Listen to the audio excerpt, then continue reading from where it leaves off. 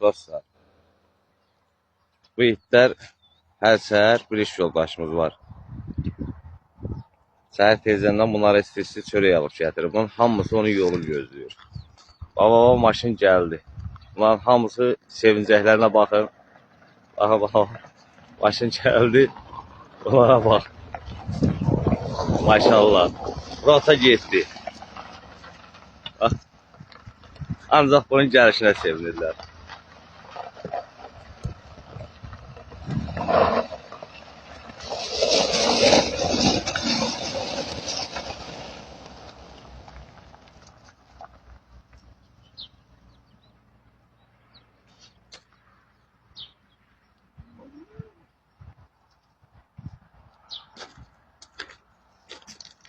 Çörəklərini almışam bunların. Sabahın xeyir.